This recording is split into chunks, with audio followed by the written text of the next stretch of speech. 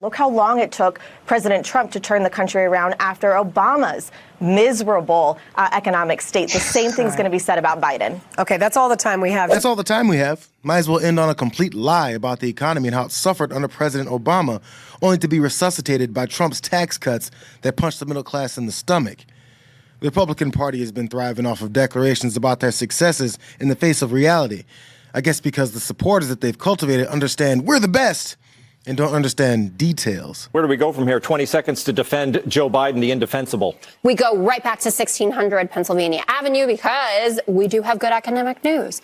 But the media doesn't want to cover it. He is correct about that. He shouldn't just say, you're looking at the wrong thing. They need to communicate this better. But we got revised third quarter GDP growth up to 4.9%. Unheard of. Consumer confidence went up 14%, largest jump in a decade. Inflation is running at an annualized rate below Powell's target, which is why he's talking about a rate cut. Personal income's up. Grocery and energy prices down last month. In the Quinnipiac poll, this part of it is really important. They did a forward-looking question. What do you think 2024 is going to be like? 48% say the economy is going to be better, and 62% think that they are going to be better off in the next year. When is the election? November 2024. Democrats, make your case. There is a case to be made. Every time Jessica Tarloff takes these guys as lunch in discussions about politics, their only response is uncomfortable laughter or dismissive one-liners, never refuting the facts that she reveals to them. But the details about this go even further.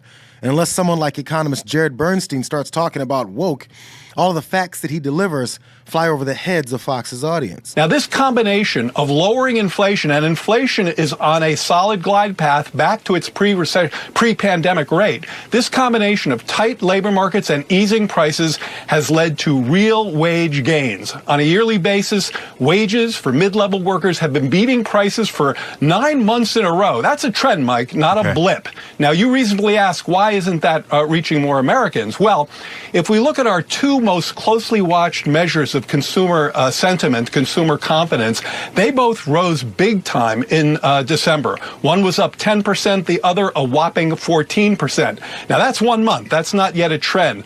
But it's certainly suggestive that the measures that this president is taking to help provide support and relief to families like the one he grew up in are working, and that people are starting to feel it. The sad part is that since reality is so hard to come by, simple talking points that claim the opposite with no facts to back it up, those gain traction.